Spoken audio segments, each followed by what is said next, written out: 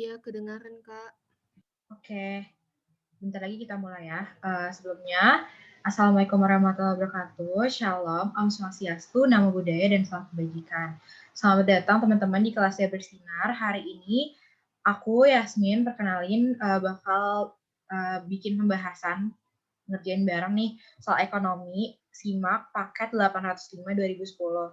Nah, kalau teman-teman belum ikutan kelas-kelas bersinar yang lain, itu ada di YouTube-nya Bersinar. Terus kalau misalnya pengen pembahasannya sama materinya itu ada di bio Instagram sama Twitter-nya Bersinar. Nanti tolong dicek aja ya.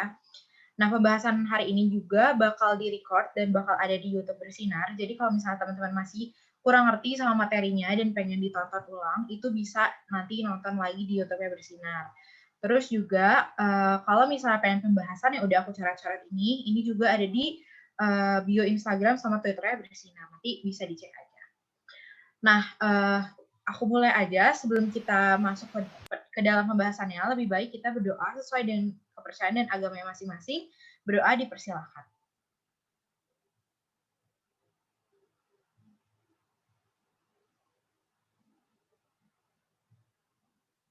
Selesai. Oke, kita mulai aja. Nanti kalau misalnya teman-teman punya pertanyaan, itu bisa ditanya di chat box atau bisa juga di akhir sesi. Terus kalau misalnya ngerasa pembahasannya terlalu cepat, itu bisa diingetin aja di via chat ya, teman-teman. Nah, oke, aku mulai dari nomor 1. Nah, nomor 1 ini yang merupakan salah satu faktor yang menyebabkan permintaan menjadi elastis. Nah, ini tuh sebenarnya udah keluar dari paket pertamanya 2010 sampai sekarang, sampai 805, dari 803 sampai 805 ini selalu keluar. Makanya kita harus hati-hati sama soal yang sering keluar, karena bisa jadi ini bakal keluar juga nanti pas teman-teman ikutan ujian gitu. Siapa tahu kata-katanya cuma diganti doang atau opsinya gitu. Jadi ini harus bisa ya. Di sini tuh kita cari faktor permintaan yang elastis. Nah, sebelumnya kita harus tahu dulu nih elastis itu apa gitu ya. Elastis itu adalah barang yang jumlah permintaannya itu sangat bergantung terhadap perubahan harganya. Jadi misal nih, kita tahu kan hukum permintaan itu kalau price naik maka quantity turun. Nah, kalau misalnya permintaan barang yang elastis, itu perubahan harganya itu sangat berpengaruh terhadap perubahan dari quantity barangnya. Misalnya harganya naik langsung kuantitinya turun gitu. Terus waktu price-nya tuh naik price-nya turun, langsung kuantitinya naik gitu. Jadi sangat berpengaruh. Itu yang elastis. Lawannya yang inelastis itu yang tidak berpengaruh. Jadi kalau misalnya terjadi perubahan harga pun ya tidak berpengaruh besar gitu terhadap kuantitinya. Itu yang inelastis.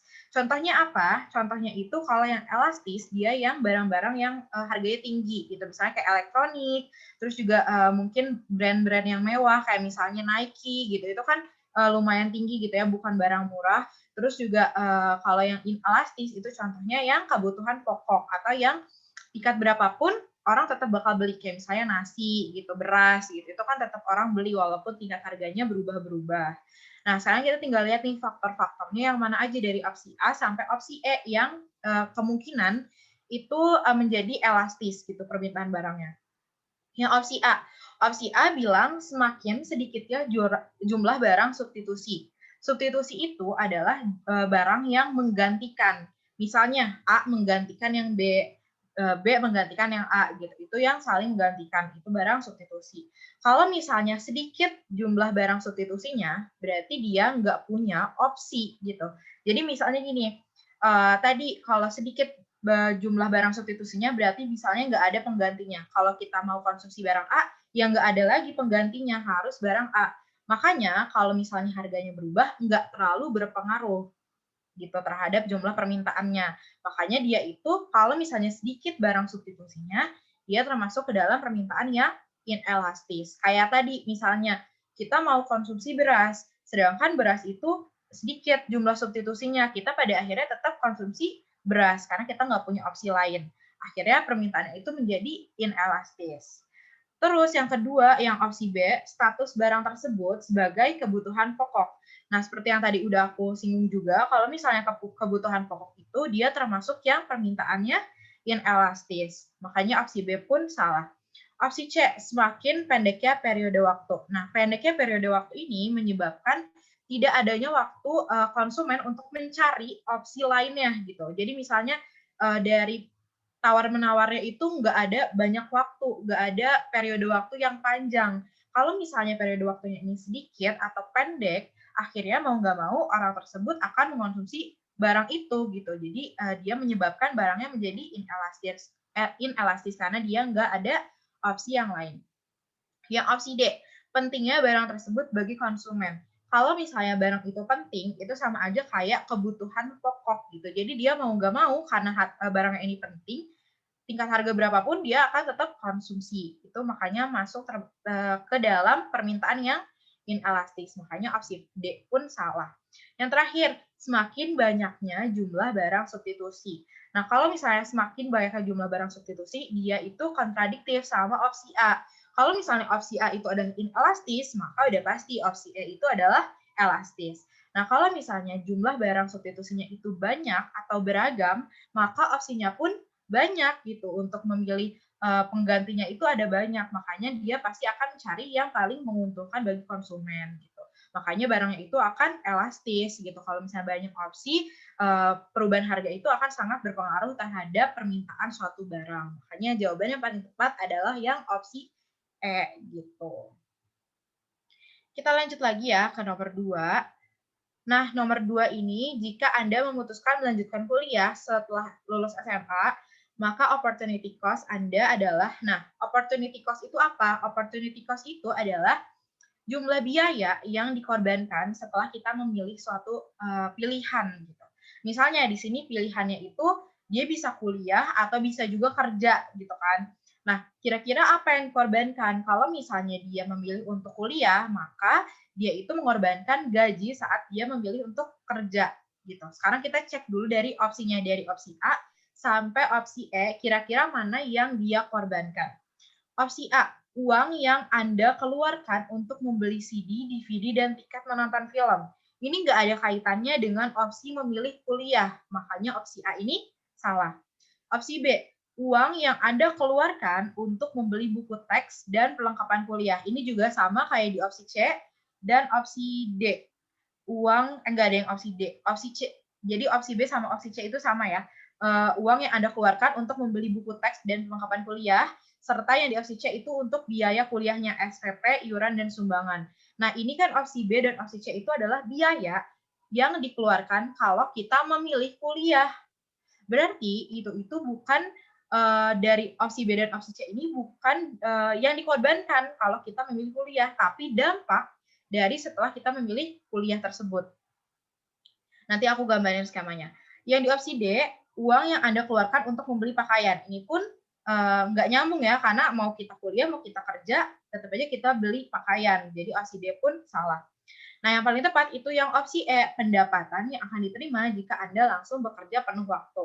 Nah, tadi kan dia bilang memutuskan untuk kuliah gitu. Makanya yang dikorbankan adalah gaji kalau misalnya kita tidak memilih kuliah dan langsung kerja penuh waktu gitu. Itu yang dikorbankan. Maka yang disebut opportunity cost-nya adalah pendapatan yang akan diterima jika Anda langsung bekerja penuh waktu. Nah, di sini udah aku gambarin skemanya, ada di bawah. Nah, di sini tuh ada yang namanya kelangkaan. Kelangkaan ini jadi masalah utama dalam ekonomi. Kelangkaan ini menimbulkan opsi, di sini ada opsi A, opsi B, dan opsi C, yang mana masing-masingnya punya dampak. Kayak tadi misalnya, kita memilih opsi A. Opsi A itu adalah untuk kuliah gitu.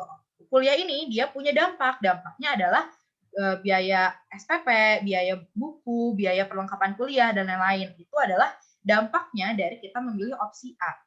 Sedangkan opsi B misalnya kerja penuh waktu, itu kita punya dampak juga pasti. Misalnya dampaknya kita harus merantau, misalnya harus pergi dari rumah gitu. Di situ ada dampaknya. Terus opsi C pun sama, misalnya contoh lainnya gitu ya, kira-kira apa yang dikorbankan. Nanti dia pun punya dampaknya gitu dari kita memilih opsi C.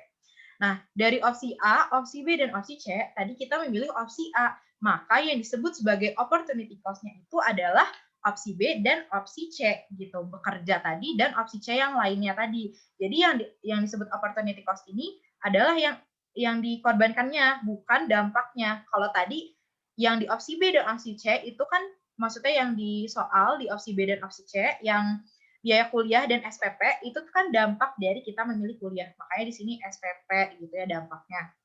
Terus biaya buku itu kan dampak dari memilih kuliah gitu, bukan opportunity cost-nya. Semoga sampai sini paham, yang disebut opportunity cost itu adalah opsi lain yang tidak kita pilih, sedangkan dampak setelah kita memilih sesuatu itu bukan disebut sebagai opportunity cost. Gitu ya.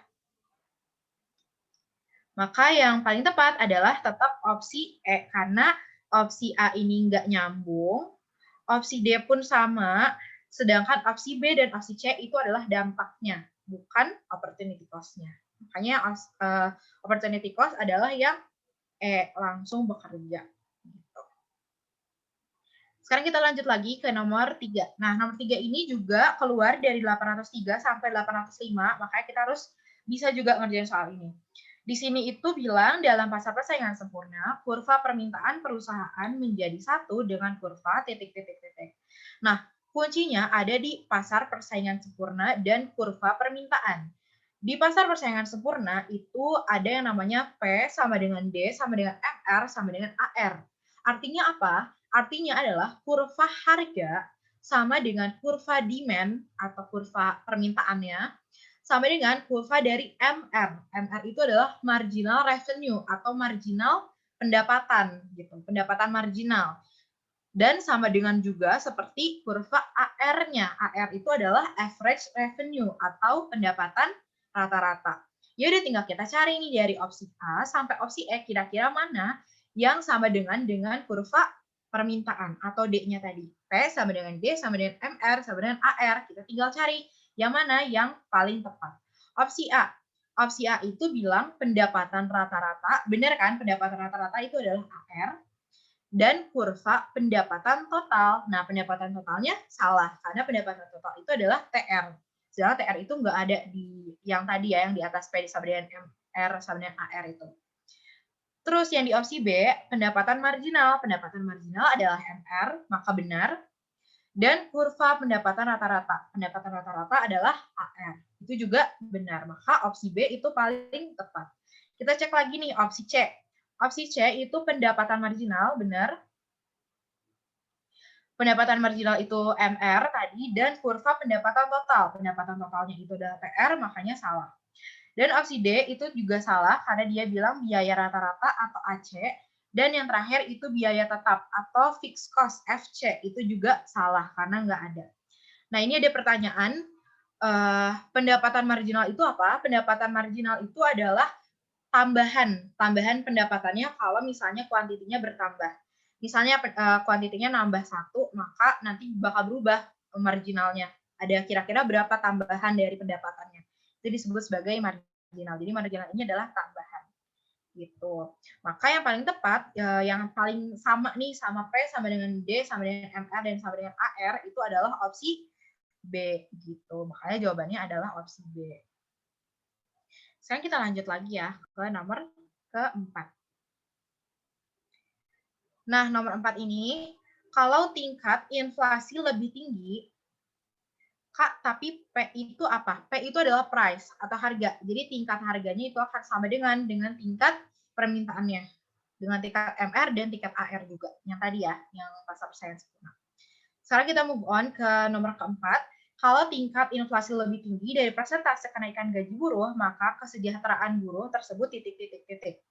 Nah, sebenarnya kita harus tahu dulu nih, tingkat inflasi yang tinggi ini akan menyebabkan harga secara umum itu akan meningkat. Jadi nanti kayak harga bahan pokok itu meningkat, harga BBM dan lain-lain itu akan meningkat karena terjadinya inflasi. Nah, kalau misalnya harga secara umum itu persentasenya lebih tinggi dibandingkan dengan kenaikan gajinya, maka kesejahteraan buruh ini akan berkurang, sudah pasti. Kenapa? Karena harganya meningkat sedangkan gajinya tidak meningkat. Kalau misalnya gajinya tidak meningkat, sedangkan harga secara umum itu meningkat, maka buruh itu tidak akan bisa memenuhi kebutuhannya sehari-hari, maka kesejahteraan buruh pun akan berkurang. Opsi A udah pasti ya, salah bertambah. C yang tetap itu juga kemungkinan besar tidak terjadi. Kenapa? Karena harga secara umumnya itu meningkat, maka dia nggak akan bisa memenuhi kebutuhannya sehari-hari. Opsi D, mengalami perubahan sementara. Iya, pasti mengalami perubahan, tapi kurang tepat gitu. Apakah berkurang, apakah bertambah? Kita tidak tahu gitu. Karena di sini tulisannya cuman perubahan doang gitu. Dan yang terakhir, bertambah lalu turun. Belum tentu gitu. Karena kalau misalnya harganya naik dan gajinya itu malah tidak naik, itu nanti kesejahteraan buruhnya udah pasti turun gitu. Nggak pasti tambah dulu baru turun gitu. Udah pasti langsung berkurang. Makanya yang paling tepat adalah opsi B gitu. Mengalami perubahan tapi dia berkurang kesejahteraan buruhnya. Kita lanjut lagi ke nomor 5. Nomor 5 ini di sini ada kurs ya. Di kurs itu ada kebijakan-kebijakannya. Ada depresiasi, apresiasi, devaluasi, serta revaluasi. Nah, sekarang kita lihat nih di soal. Surat kabar pada hari ini memberitahukan bahwa nilai tukar rupiah terhadap dolar adalah Rp10.000. Ingat ya, untuk membeli 1 dolar itu kita hanya butuh uang 10.000. Keesokan harinya nilai tukar rupiah terhadap dolar ternyata berubah menjadi 11.000.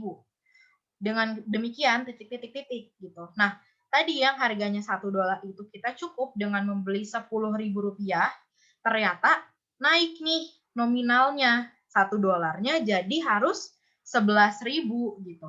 Nah, kalau misalnya secara nominal rupiahnya itu jadi lebih tinggi, kan jadi dari 10.000 menjadi 11.000, berarti secara nominal itu lebih tinggi, maka dapat disimpulkan bahwa nilai mata uang lokal atau rupiah gitu ya dalam soal ini itu menurun dibanding terhadap mata uang asing. Di situ adalah dolar. Jadi di sini tuh bisa disimpulkan bahwa rupiahnya itu turun terhadap dolar gitu. Sekarang tinggal kita cocokin aja dari opsi A sampai opsi E, kira-kira mana yang paling tepat. Nah, yang opsi A, rupiah mengalami depresiasi. Nah, depresiasi ini adalah penurunan nilai mata uang. Makanya yang opsi A ini benar. Terus opsi B, rupiah mengalami apresiasi terhadap dolar. Nah, kalau misalnya rupiah mengalami apresiasi terhadap dolar, itu harusnya meningkat kan? Harusnya itu nominalnya misalnya dari 10.000 menjadi 8.000, misalnya dari 10.000 menjadi 9.000, itu terjadi rupiah mengalami apresiasi. Opsi C, opsi C itu dolar mengalami depresiasi. Nah, kalau misalnya dolar mengalami depresiasi, berarti itu tuh kebalikannya dari rupiah mengalami apresiasi. Jadi ini tuh sama ya, opsi B dan opsi C itu sama aja. Rupiahnya mengalami apresiasi, dolarnya mengalami depresiasi. Itu tuh sama aja. Cuman kebalikannya doang. Di sini rupiahnya yang mengalami apresiasi, yang opsi C dolarnya yang mengalami depresiasi. Misalnya tadi kalau misalnya dolar mengalami depresiasi, itu rupiahnya misalnya tadi 10.000 menjadi 9.000 gitu. Jadi opsi B dan opsi C ini masih sama aja. Opsi D, nilai tukar rupiah semakin menguat. Salah. Kenapa? Karena secara nominal oke, benar meningkat, cuman tidak menguat, malah melemah. Harusnya nilai tukar rupiah ini semakin melemah, bukan menguat. Kalau misal kita mau ngomongin yang menguat, itu adalah dolarnya. Nilai tukar dolar semakin menguat, itu benar. Tapi kalau rupiah yang menguat, itu salah. Opsi E, nilai tukar rupiah nilainya semakin besar. Iya, dari nominal itu emang benar semakin besar. Tapi nilai tukarnya itu malah semakin kecil. Maka dari opsi B, C, D, dan E, ini tuh masih satu kasus yang sama. Rupiahnya mengalami apresiasi, dolarnya mengalami depresiasi, rupiahnya menguat, dan nilai tukarnya semakin besar. Itu tuh masih sama aja. Makanya jawaban yang paling tepat adalah yang opsi A, di mana rupiah mengalami depresiasi dan dolarnya mengalami apresiasi. Kebalikannya, rupiahnya melemah dan dolarnya menguat. Gitu. Ini materi apa ya? Ini materi perdagangan internasional. Nih, aku ada materinya di sini kalau misalnya mau lihat dikit. Di yang ini. Nah, di sini. Devisa. Di sini ada devaluasi, revaluasi, depresiasi, dan apresiasi. Ini masih sama aja. Kalau misalnya depresiasi, dia itu mata uang lokalnya terhadap asing itu melemah, mengalami penurunan, sedangkan apresiasi dia itu mengalami peningkatan dalam mata uang lokalnya, gitu. Materinya nanti di-share gak Kak ke Drive? Kalau misalnya yang ini yang coret-coret ya, kalau yang materi satuannya enggak.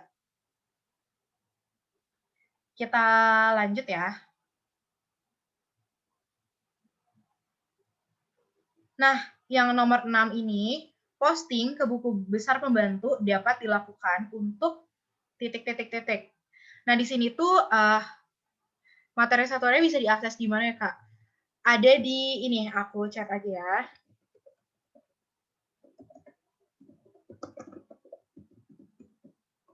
Nah, itu bisa diakses di pamphlet-nya ya, kalau misalnya kalian mau cek. Nah, di sini kita ngomongin tentang posting ke buku besar pembantu dapat dilakukan untuk titik-titik-titik. Di sini tuh dalam posting, tahap posting, itu ada yang buku besar utama dan ada buku besar pembantu. Di sini aku ada materinya juga. Kalau misalnya kalian mau materi yang ini, bisa dicek di Twitter aku, namanya Area Belajar, Area 2. Di sini udah aku tulisin tahap-tahap dari akuntansi. Nah, tahapnya itu yang tadi kita membahas adalah posting. Posting itu adalah tahap yang ketiga, yang ini. Yang ini ya, tahap yang ketiga. Nah, posting ini, dia itu ada yang buku besar utama dan ada buku besar pembantu. Bedanya apa? Bedanya itu akun yang dilakukan postingnya. Kalau misalnya buku besar utama, itu yang udah pasti, kayak misalnya pendapatan, pengeluaran, itu yang di utama. Sedangkan yang di pembantu itu isinya adalah utang sama piutangnya gitu. Jadi kalau misalnya ditanya di soal yang termasuk ke dalam posting buku besar pembantu, maka apa aja? Itu adalah hanya utang dan piutang. Sekarang kita balik lagi ke soalnya. Nah, di soal ini dia ngomong ke buku besar pembantu. Ya udah tinggal kita lihat aja yang mana yang paling tepat. Itu kan tadi piutang dagang dan utang dagang. Maka opsi yang paling tepat itu adalah yang opsi A gitu. Piutang dagang dan utang dagang. Nah, kalau yang lain gimana? Kalau misalnya yang lain itu kan nih kayak gini, aset tetap. Aset tetap itu dia berarti bukan di pembantu ya. Terus di opsi B juga sama, persediaan barang dagang itu bukan utang piutang, jadi nggak usah dimasukin. Yang opsi D, di sini ada benar, di sini ada piutang dagang dan ada utang dagang, tapi di sini ada persediaan, makanya salah. Terus opsi E, semua akun sesuai dengan kebutuhan perusahaan. Nah, itu juga salah, karena kalau akun piutang dan akun utang harusnya masuknya ke pembantu, gitu. Kita lanjut lagi ya ke nomor selanjutnya, yaitu nomor 7, yang bukan merupakan bagian dari siklus akuntansi. Nah, di sini ada identifikasi transaksi, analisis laporan keuangan, pembuatan jurnal penutup, pembuatan jurnal penyesuaian, dan yang terakhir penyusunan neraca saldo, rencana saldo. Nah, kita tinggal lihat ya dari tadi yang ini, tahap-tahapnya. Tahap 1 itu ada yang namanya transaksi, transaksi jual belinya gitu. Berarti perlu dilakukan identifikasi transaksi. Yang kedua, dilakukan pencatatan. Pencatatannya ini dimasukkan menggunakan penggolongan jurnal gitu berdasarkan transaksinya. Misalnya kas bertambah di debit, kas berkurang di kredit seperti itu. Di tahap ketiga itu pengelompokan. Pengelompokan ini adalah posting pemindahan dari jurnal yang dilakukan di tahap kedua tadi ke dalam buku besarnya. Tadi buku besarnya ada dua, ada yang utama dan ada yang pembantu. Selanjutnya ke yang keempat. Nah, oh ya, di sini di tahap ketiga itu ada disebut sebagai persiapan penyusunan neraca saldo. Jadi adanya itu adalah neraca saldo, bukan rencana saldo. Nggak ada rencana saldo, adanya neraca saldo. Nah, yang di tahap keempat itu ada disebut sebagai pengiktisaran atau ayat jurnal penyesuaian gitu. Yang ke tahap kelima itu pelaporan, maka digunakanlah tadi laporan gitu ya, tahap pelaporan. Terus yang terakhir itu jurnal penutup dan pembalik. Ya udah tinggal kita lihat tadi dari opsinya yang paling salah karena dia minta yang bukan. Identifikasi transaksi tadi di tahap pertama, analisis laporan keuangan di tahap kelima, pembuatan jurnal penutup tahap terakhir, tahap ke-6, jurnal penyesuaian tadi tahap ke-4. Maka yang paling salah adalah penyusunan rencana saldo karena adanya neraca saldo gitu. Semoga gak bingung ya. Kita lanjut lagi ke nomor 8. Nah, ini nomor 8 agak panjang, tapi sebenarnya nggak susah, karena ini tuh cuman studi kasus gitu. Di sini ada bilang kalau misalnya Arab Saudi itu banyak mempekerjakan tenaga asing yang high skill di negaranya. Mereka umumnya dibayar tinggi. Nah, di sini kita harus simpulin dulu nih, kesimpulan yang pertama, itu adalah di Arab Saudi itu banyak pekerja asingnya yang gajinya itu tinggi-tinggi karena skill-nya itu tinggi, bagus gitu skill-nya. Terus, namun di sisi lain dengan penerimaan minyak buminya yang besar, banyak perusahaan Arab yang berhasil melakukan ekspansi usaha ke luar negeri. Dengan kondisi seperti ini, titik. Nah, kasus yang kedua itu bilang kalau warga Arabnya sendiri itu tuh melakukan ekspansi gitu karena penerimaan minyak buminya ini besar, makanya dia melakukan ekspansi ke luar negeri gitu. Jadi di sini kasusnya yang pertama, dia itu mempekerjakan tenaga asing yang gajinya tinggi, dan yang kedua itu banyak banget perusahaan Arab yang ekspansi ke luar negeri karena minyak buminya besar. Gitu. Sekarang kita tinggal lihat nih hubungan antara PNB dengan PDB. Bedanya apa? Bedanya kalau misalnya PNB yang tengahnya N itu adalah nasional, maka yang dihitung itu adalah benar-benar warga negara tersebut. Misalnya di sini yang aku tulis adalah warga negara Indonesia ya. Nah, yang disebut sebagai PNB itu adalah warga negara Indonesia yang ada di Indonesia dan juga yang ada di luar Indonesia atau LN, luar negeri gitu. Dan harus juga dikurangi dengan warga negara asing yang ada di Indonesia. Jadi kalau misalnya ngomongin tentang PNB atau nasional, itu yang dilihat hanya nasionalitas Indonesianya aja. Sama halnya kayak di soal ini, kalau lagi ngomongin PNB-nya Arab, maka yang dihitung adalah warga negara Arabnya yang ada di Arab dan ada yang di luar Arab gitu. Dikurangi dengan warga negara asing yang ada di Arab. Dan bedanya sama PDB, PDB itu tengahnya D atau domestik. Kalau misalnya yang domestik itu dilihat dari wilayahnya. Misalnya contohnya di sini warga negara Indonesia di dalam negeri dan warga negara asing di dalam negeri juga. Jadi wilayahnya itu harus di domestik, di Indonesia sendiri. Jadi tidak memperhitungkan warga negara asing, warga negara Indonesia yang adanya di luar negeri, hanya yang ada di Indonesia-nya aja. Gitu. Dalam soal ini berarti PDB-nya itu adalah warga negara Arab di dalam negeri dan warga negara asing yang ada di Arab gitu. Sekarang kita lihat kalau misalnya tadi warga negara Indonesia, warga negara Arab yang ekspansi ke luar negeri itu banyak banget gitu, besar banget perusahaannya. Maka bisa disimpulkan bahwa PNB-nya sesuai dengan nasionalitasnya itu akan lebih besar karena dia di dalam negerinya aja udah besar dari minyak bumi, ditambah lagi dengan yang ekspansi ke luar negeri gitu orang Arabnya. Makanya nasionalnya itu akan lebih besar dibandingkan dengan domestiknya. Walaupun warga negara asing yang ada di Arab itu gajinya besar, tapi Sandra, lebih besar yang ya HP apa ya? Ya, apa ini Bu? Oke. Lebih banyak atau lebih besar pendapatan yang dihasilkan oleh warga negara Arabnya sendiri gitu yang di dalam negeri maupun yang di luar negeri. Makanya jawaban yang paling tepat itu adalah yang opsi D. PNB negara Arab Saudi mungkin lebih besar daripada PDB-nya. Sekarang kita cek nih ya dari opsi A sampai opsi E. Opsi A, investasi asing di Arab Saudi semakin meningkat. Di sini kita nggak bisa menyimpulkan bahwa investasi asingnya meningkat gitu karena di sini nggak ngomongin tentang investasi. Opsi B, perekonomian dalam negeri di Arab Saudi tumbuh lebih lambat karena lebih banyak tenaga asing yang bekerja di sana. Bisa jadi iya tenaga asingnya itu banyak yang bekerja di sana, tapi apakah dalam negerinya itu lebih lambat? Enggak juga, karena malah orang lokalnya itu banyak yang ekspansi ke luar negeri sehingga ekonominya lebih cepat walaupun banyak tenaga asingnya. Opsi C, PNB negara Arab Saudi lebih rendah daripada PDB-nya.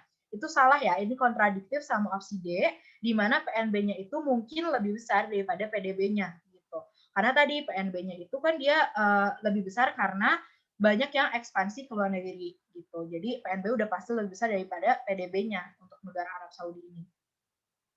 Dan yang terakhir, pendapatan nasional Arab Saudi meningkat karena walau bagaimanapun tenaga asing tersebut mendapatkan penghasilannya di dalam negara Arab Saudi. Nah, ini salah. Harusnya yang meningkat itu adalah kalau mau ngomongin tenaga asing dia PDB-nya, bukan nasionalnya gitu. Kalau nasionalnya dia ekspansi ke luar negeri, kalau tenaga asing dia harusnya yang PDB gitu. Makanya yang paling tepat itu adalah opsi D. PNB lebih besar daripada PDB gitu karena dia melakukan ekspansi.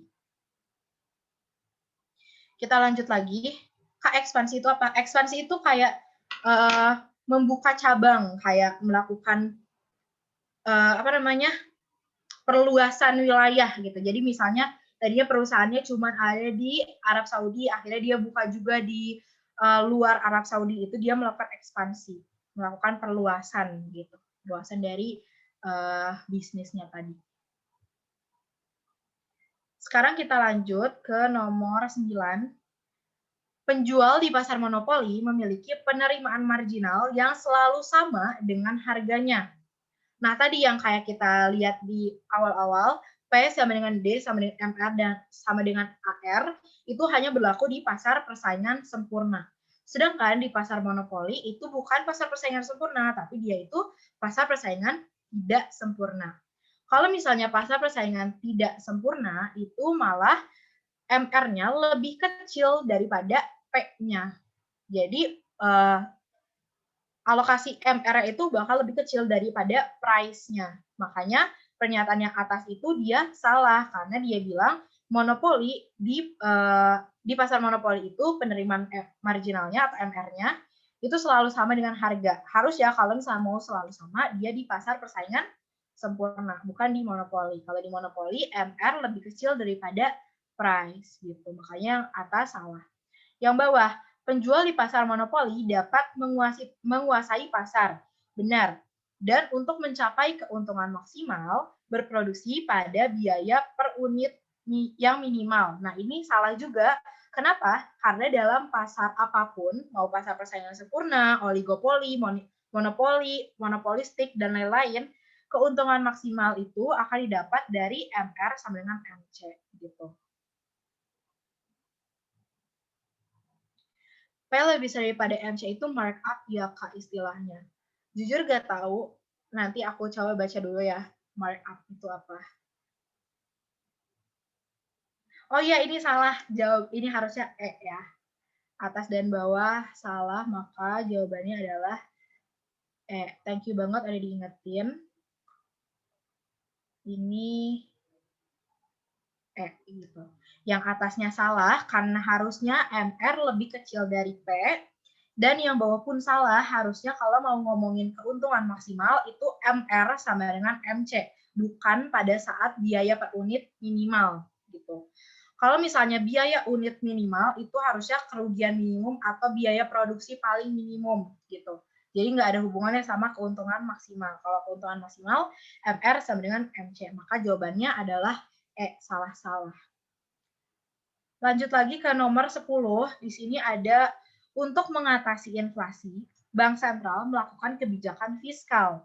Nah, untuk mengatasi inflasi ini ada dua kebijakan. Kebijakan itu bisa fiskal maupun moneter. Bedanya apa? Bedanya kalau fiskal ini datangnya dari pemerintah.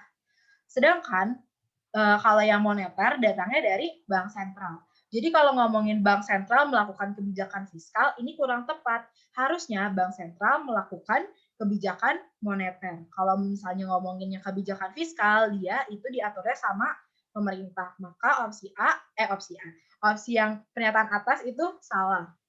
Pernyataan yang bawah, inflasi adalah terjadinya kenaikan harga secara umum. Seperti yang tadi udah kita bahas ya di soal-soal yang tengah-tengah tadi, harga secara umum meningkat, benar. Karena terlalu banyak jumlah uang beredar. Nah, ini juga benar, karena inflasi ini terjadi akibat banyaknya jumlah uang beredar. Bank sentral bukan dipegang pemerintah ya, Kak? Iya, bank sentral itu tetap dalam membuat kebijakannya tetap ngobrol juga gitu ya, tetap dipertimbangin dari pemerintah. Cuman kalau misalnya yang bank sentral gitu, itu dia kebijakannya beda lagi, yang moneter itu beda lagi dengan fiskal. Kalau yang moneter itu misalnya mengatur tingkat bunga, terus juga surat utang negara, surat berharga negara gitu misalnya. Terus juga pemberian kredit itu dari moneter, dari bank sentral. Tapi kalau misalnya yang fiskal, dia itu mengatur pajak, mengatur subsidi, itu yang dari pemerintahnya gitu.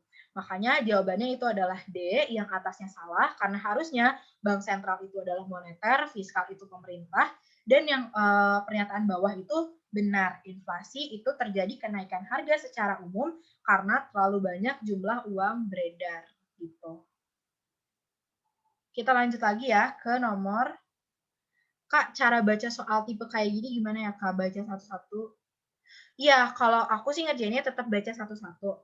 Jadi kita tetap lihat nih pernyataan yang atas sama yang bawah itu benar apa salah. Cuman nantinya kalau emang atas sama bawahnya ini sama-sama benar, itu kan ada opsi yang berhubungan sama yang nggak berhubungan. Nah, biasanya aku bacanya mengapa pernyataan satu karena pernyataan dua. Kalau misalnya pernyataan yang di bawah itu, yang pernyataan dua ini menjawab pernyataan yang atas, baru itu yang A. Kalau misalnya tidak menjawab atau bukan alasannya, maka opsinya B gitu. Itu sih kalau aku. Sekarang kita lanjut lagi ya ke nomor ke-11. Nah, di sini ada dalam sistem flexible exchange rate, perekonomian tidak memerlukan cadangan devisa yang besar untuk menopang kebijakan tersebut. Nah, pernyataan ini tuh benar. Kenapa benar? Karena di sini kita lihat ya, flexible exchange rate. Maksudnya fleksibel, ini tuh nggak ada intervensi dari pemerintah. Jadi benar-benar mekanisme pasar internasional yang menentukan nilai tukar dari mata uang tersebut. Contohnya apa? Contohnya itu kayak dolar gitu. Karena kalau di Amerika itu tidak ada intervensi pemerintah terhadap nilai tukarnya. Jadi benar-benar mekanisme pasar yang menentukan nilai tukar dolar. Itu yang fleksibel. Nah, kalau misalnya suatu negara yang menggunakan sistem fleksibel ini tidak memerlukan cadangan devisa yang besar. Kenapa? Karena ya nggak terlalu berpengaruh. Kan nggak ada intervensi juga dari pemerintah gitu. Makanya tidak memerlukan cadangan devisa yang besar. Yang bawah, melemah dan menguatnya nilai tukar mata uang dipengaruhi oleh permintaan dan penawaran di pasar keuangan internasional. Nah, ini pun benar gitu, tapi tidak berhubungan. Kenapa tidak berhubungan? Karena kalau yang atas itu harusnya alasannya karena tidak ada intervensi pemerintah. Sedangkan yang bawah itu hanya menyebutkan bahwa melemah dan menguatnya nilai tukar mata uang itu dipengaruhi oleh permintaan dan penawaran di pasar keuangan internasional. Kalau misalnya masih bingung, nih aku rangkum lagi ya. Yang menentukan melemah dan menguatnya nilai tukar mata uang itu ada dua faktor. Yang pertama, itu permintaan dan penawaran di pasar keuangan internasional, kayak yang di pernyataan bawah ini. Dan yang kedua, itu bisa ada intervensi dari pemerintah gitu. Dia mau dinaikin atau mau diturunin. Tapi kalau misalnya yang dia pakainya fleksibel, jadinya cuma satu faktor aja, cuma dari permintaan dan penawaran di pasar keuangan internasional, nggak ada intervensi. Jadi ada dua tadi, kalau misalnya secara keseluruhan itu dia ada intervensi dari pemerintah dan juga diatur dari permintaan dan penawaran di pasar keuangan internasional kayak di pernyataan bawah. Sedangkan kalau misalnya dia yang fleksibel, dia hanya dari permintaan sama penawarannya. Nah, ini tuh nggak saling berhubungan. Kenapa? Karena yang bawah itu hanya salah satu faktor yang menentukan nilai tukar mata uang. Harusnya kalau mau berhubungan yang bawah itu ngomongin bahwa di fleksibel dia nggak ada intervensi dari pemerintah. Kalau mau lihat materi, ini tuh materinya ini ya, perdagangan internasional lagi mengenai kurs. Cuman ini sempat aku cari juga sumbernya. Nah, di sini ya. Di cerdasco.com kalau kalian mau baca tentang nilai tukar fleksibel, di sini ada bilang kalau salah satu keuntungannya di fleksibel itu tidak memerlukan cadangan devisa yang ini nih. Nggak bisa aku highlight. Ya pokoknya ini, nilai tukar fleksibel tidak memerlukan cadangan devisa yang besar. Itu kontras dengan nilai tukar tetap. Kalau nilai tukar tetap tadi, dia ada intervensi dari pemerintah. Makanya bank sentral itu butuh cadangan devisa yang cukup besar gitu. Kalau yang fleksibel tidak memerlukan cadangan yang besar. Oke, kita lanjut lagi ya. Nah, nomor 12 ini ngomongin tentang moneter lagi, kebijakan moneter. Peningkatan Reserve Requirement Ratio atau RRR atau cadangan kas minimum oleh Bank Sentral dapat menaikkan jumlah uang beredar di dalam perekonomian. Nah, ini itu pernyataannya salah. Kenapa? Karena kalau misalnya reserve requirement-nya ini dinaikin, malah dia akan menurunkan jumlah uang beredar. Kenapa? Karena kalau misalnya cadangan kasnya itu dinaikin, maka si bank umum ini tidak bisa memberikan kredit secara leluasa gitu. Bingung nggak? Jadi karena ada peningkatan cadangan kas yang diatur sama bank sentral tadi, maka bank umum tidak secara bebas untuk memberikan kreditnya gitu karena ada cadangannya, ada cadangan kas minimumnya gitu yang ditingkatkan. Makanya kalau misalnya mengalami peningkatan, maka dia itu akan menurunkan jumlah uang beredar karena peredaran kreditnya tadi lebih sedikit, lebih sulit gitu. Makanya pernyataan atas itu salah. Cara ngafalinnya gimana? Sebenarnya cara ngafalinnya adalah kalau misalnya mau turunin jumlah uang beredar, itu dilakukan moneter kontraktif. Jadi moneter kontraktif ini tujuannya untuk menurunkan jumlah uang beredar. Nah, moneter kontraktif ini dia itu melakukan peningkatan cadangan kas minimum dan peningkatan suku bunga bank atau kebijakan diskontok gitu. Jadi kalau misalnya dinaikin kebijakannya itu dia termasuk ke dalam moneter kontraktif atau untuk menurunkan jumlah uang beredar. Kalau misalnya diturunin, kebalikannya ya, menurunkan reserve requirement, dia akan menaikkan karena dia termasuk ke dalam moneter ekspansif. Semoga nggak bingung ya. Jadi yang pernyataan atas itu salah. Yang bawah, dengan semakin besarnya reserve bank komersial atau bank umum tadi, yang seharusnya disimpan di bank sentral, kesempatan bank komersial untuk menyalurkan kreditnya menjadi turun. Tadi yang udah aku sempat bahas juga, kalau misalnya reserve-nya ini, cadangan kasnya ini semakin tinggi, maka penyaluran kreditnya ini akan semakin terbatas atau penyaluran kreditnya semakin turun. Moneter kontraktif itu apa tadi? Menaikkan JUB atau menurunkan? Kalau misalnya moneter kontraktif, dia berusaha untuk menurunkan JUB. Gitu. Di sini ada materinya juga nih kalau misalnya mau lihat.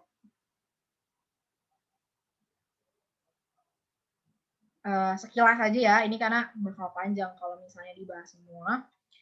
Di sini kalau misalnya kontraktif, dia kebijakan untuk mengurangi jumlah uang beredar yang dapat mengatasi kondisi inflasi.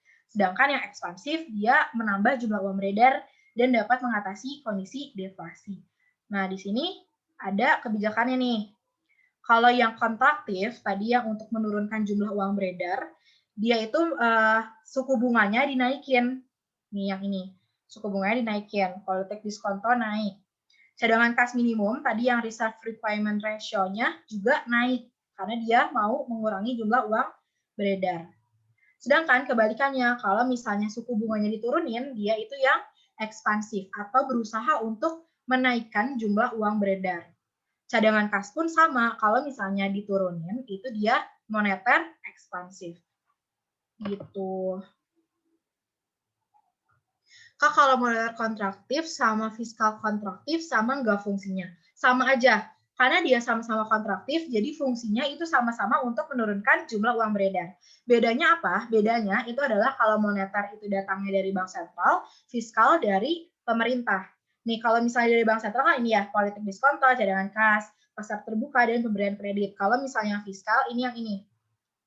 Mengatur pengeluaran dan penerimaannya, misalnya dari subsidi dan pajak. Jadi sama-sama kalau kontraktif, mau kontraktif moneter, mau kontraktif fiskal, dia itu berusaha untuk menurunkan jumlah uang beredar. Berarti kontraktif buat nanganin inflasi? Iya, benar. Kalau ekspansif untuk mengatasi deflasi atau mau menambah jumlah uang beredar. Kita lanjut lagi ya. Ada pertanyaan lagi? Kak, ini materinya, iya benar, ada. Kita lanjut lagi ke nomor 13. APBN dapat juga digunakan sebagai indikator untuk mengetahui keberhasilan sasaran yang ingin dicapai pemerintah. Nah, APBN ini kan mengatur penerimaan dan pengeluaran ya, tadi yang subsidi dan pajak gitu. Itu diatur oleh kebijakan fiskal. Nah, itu tuh bisa menjadi indikator keberhasilan sasaran yang ingin dicapai pemerintah. Kenapa? Kenapa bisa menjadi indikator keberhasilan sasaran yang ingin dicapai pemerintah? Karena pernyataan yang bawah, APBN merupakan cerminan kebijakan pemerintah yang diwujudkan dalam bentuk anggaran. Tadi disebut sebagai kebijakan fiskal dari subsidi dan juga pajaknya gitu. Makanya ini sama-sama berhubungan. Tinggal dibaca aja mengapa APBN bisa digunakan sebagai indikator keberhasilan karena APBN merupakan cerminan kebijakan dari pemerintah yang diwujudkan dalam bentuk anggaran. Makanya sama-sama berhubungan gitu. Oke, kita lanjut ya. Ini nggak terlalu susah lah ya ngomongin tentang APBN. Dan yang nomor 14, di sini ngomongin lagi tentang laba maksimum. Untuk semua pasar, ingat ya, ini untuk semua pasar, memaksimalkan laba itu harus MR sama dengan MC. Jadi mau pasar persaingan sempurna, pasar monopoli, oligopoli, dan lain-lain, untuk memaksimalkan labanya harus MR sama dengan MC. Nah, sekarang kita harus tahu dulu nih, sebenarnya laba itu apa? Laba itu kan sebenarnya didapat dari pendapatan dikurangi dengan pengeluaran. Ya nggak sih? Maksudnya apa yang kita dapatkan dari suatu jual beli dikurangi dengan biaya kita mendapatkan barang tersebut yang kita mau jual gitu. Jadi laba itu didapat dari revenue atau penerimaan dikurangi dengan cost atau biaya produksinya gitu. Sekarang kita tinggal lihat nih dari opsi 1 sampai opsi 4 kira-kira mana yang memenuhi dua syarat tadi, laba sebagai revenue dikurangi cost dan MR sama dengan MC karena dia mau maksimalin laba. Di opsi 1, biaya marginal adalah MC sama dengan penerimaan marginal atau MR. Maka pernyataan 1 ini benar karena MR sama dengan MC. 1 benar. Sebenarnya 1 benar udah pasti 3 benar ya, tapi kita cek dulu nih opsi 3. Selisih antara total penerimaan atau total penerimaan itu adalah revenue ya, dan total biaya itu adalah cost paling besar. Nah, selisih antara total penerimaan dan total biaya itu adalah laba kan. Ya kalau misalkan mau ngomongin laba maksimal, maka labanya yang paling besar. Makanya benar selisih antara total penerimaan dan total biaya harus yang paling besar kalau mau maksimal. Jadi opsi 3 pun benar. Sekarang kita cek opsi 2. Harga sama dengan biaya variabel rata-rata. P sama dengan A V C. Itu nggak ada ya. Nggak ada di MR sama dengan MC. Maka opsi 2 salah, kurang tepat. Yang opsi 4, biaya marginal untuk berproduksi mencapai nilai 0. Nah, ini pun salah. Kenapa? Karena si MC tadi, biaya marginal, itu nggak harus sama dengan 0, tapi harus sama dengan MR. Jadi MR harus sama dengan MC, tapi tidak harus 0. Gitu. Makanya opsi 4 itu juga salah. Yang paling tepat adalah opsi 1 karena MR sama dengan MC, dan opsi 3 itu karena laba yang paling besar itu diartikan sebagai laba yang paling maksimal. Gitu. Kita lanjut ke nomor terakhir nih ya, sebelum kita masuk ke tanya jawab kalau misalnya ada pertanyaan. Kak, kalau MR sama dengan 0 ada efeknya gitu nggak, Kak? Sebenarnya kurang tahu juga ya, tapi kalau misalnya MR sama dengan 0 sama dengan MC, itu bisa aja disebut laba maksimum, karena MR-nya sama dengan MC. Tapi nggak ada syarat harus sama dengan 0. Jadi aku juga kurang tahu efeknya apa ke pasarnya gitu ya. Nah, yang nomor terakhir ini, ngomongin tentang kurva indiferensi. Kurva indiferensi ini ya termasuk ke dalam teori perilaku konsumen ya. Teori perilaku konsumen ini dia ada dua kurva, ada yang kurva indiferensi. Kalau kurva indiferensi dia ngomongin kepuasan yang sama. Ingat ya, kalau kurva indiferensi dia ngomongin kepuasan yang sama. Sedangkan yang satu lagi itu namanya budget line. Kalau budget line dia ngomongin anggaran yang sama karena budget ya. Budget itu adalah anggaran. Nah, sekarang kita tinggal lihat nih, yang mana yang asumsi yang melandasi terbentuknya kurva indiferensi atau kombinasi dua barang untuk mencapai kepuasan yang sama. Opsi 1 berasal dari kurva permintaan. Nah, sebelumnya kita lihat dulu nih bentuk dari kurvanya. Kalau misalnya yang indifference curve itu yang sebelah kiri. Nih, Ini aku lupa namanya cembung atau cekung, pokoknya yang bentuknya belok gini. Dan dia itu bersumbu pada titik origin atau titik nolnya nih dari sini. Gitu. Nah, dia ya indifference curve gitu. Convert to origin. Ya, pokoknya itulah ya. Nah, terus kalau yang permintaan itu yang menurun dari kiri atas ke kanan bawah. Iya sih, bentuknya mirip gitu ya. Bentuknya cuma yang ini bedanya dibuletin, dibelokin doang, yang ini lurus doang. Tapi kita lihat nih dari sisi vertikal dan horizontalnya pun beda. Ya kan? Kalau misalnya di permintaan itu dia ngomongin tentang hubungan price sama quantity.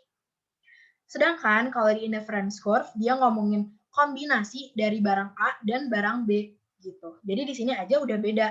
Maka nggak mungkin dia berasal dari kurva yang sama gitu. Bingung nggak?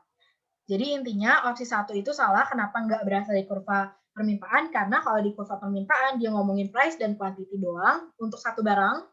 Sedangkan kalau misalnya di kurva indiferensi dia ngomongin kombinasi antara barang A dan barang B gitu.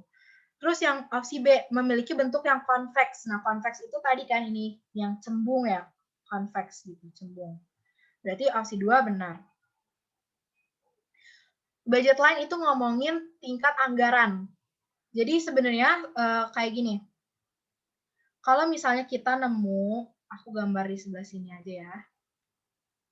Kita nemu nih, ini kan kayak kurva permintaan ya, kayak yang ini ya, kurva permintaan. Tapi kalau kurva permintaan itu kan hubungannya antara price dan quantity. Sedangkan kalau yang budget line itu yang ini, dia ngomongin barang A dan barang B juga gitu. Jadi kalau budget line itu yang bentuknya kayak permintaan, tapi sumbu X sama Y-nya itu ngomongin barang A dan barang B. Sedangkan kalau yang bentuknya cembung gitu, yang convex, di antara sumbu A dan sumbu B-nya itu disebut sebagai indifference curve. Kalau indifference curve dia ngomongin kepuasan, kalau budget line dia ngomongin anggaran gitu. Jadi opsi 2 tadi benar ya. Opsi 3 menggambarkan tingkat konsumsi optimal. Konsumsi optimal ini dia didapatkan di saat keseimbangan konsumen. Nah, keseimbangan konsumen ini didapat saat apa? Keseimbangan konsumen ini didapat di saat budget line dengan indifference curve-nya ini saling bersinggungan. Bersinggungan ya, bukan berpotongan. Nah, di sini ada satu titik yang sama. Jangan mana ini deh. Satu titik yang sama. Nah, ini disebut sebagai optimal gitu. Jadi kalau misalnya lagi ngomonginnya indifference curve-nya doang, yang ini doang, ya itu belum tentu keseimbangan konsumen, belum tentu dia kondisi optimal. Kalau misalnya dia ngomongin indifference curve bersinggungan dengan budget line, maka dia benar ngomongin tentang kondisi yang optimal atau keseimbangan yang keseimbangan dari konsumennya gitu. Makanya yang opsi 3 ini kurang tepat karena dia ngomongnya cuma IC-nya doang, harusnya ada BL. Terus yang opsi 4, kemiringan kurva menggambarkan tingkat substitusi marginal. Nah, substitusi marginal ini benar juga. Kenapa? Karena kemiringan kurva ini kan dia ada barang B, bentar ya, ada barang B, dan ada barang A ya. Nah, dia itu ada hubungan substitusi marginal. Substitusi marginal ini saling menggantikan. Misalnya gini, kalau kita mau nambah konsumsi barang B, maka kita turunin konsumsi barang A. Kalau kita mau naikin konsumsi barang A, maka kita turunin konsumsi barang B. Nah, itu disebut sebagai substitusi marginalnya. Gitu. Makanya di sini benar kemiringan kurvanya ini menggambarkan tingkat substitusi marginal karena ngomongin barang A dan barang B. Keseimbangan konsumen slope IC sama dengan slope BL kan ya? Iya benar. Tadi. Sama dengan itu sama aja kayak bersinggungan. Tadi yang ini. Yang ini. Yang ini ya. Gitu. Nah, sampai sini dulu. Ada pertanyaan nggak dari nomor 1 sampai nomor 15? Yang belum paham aja ya, kalau misalnya mau nonton pembahasan lagi, mau dijelasin ulang, itu nonton di YouTube-nya Bersinar aja. Tapi kalau misalnya punya pertanyaan mengenai materi-materi yang ada di soal nomor 1 sampai nomor 15, boleh banget di chat atau boleh juga on mic sih. Kurva indiferensi hampir sama dengan kurva isopan ya, Kak. Iya, jadi sebenarnya kurva isoquant, bentar ya, aku buka lagi materi yang ini. Nah,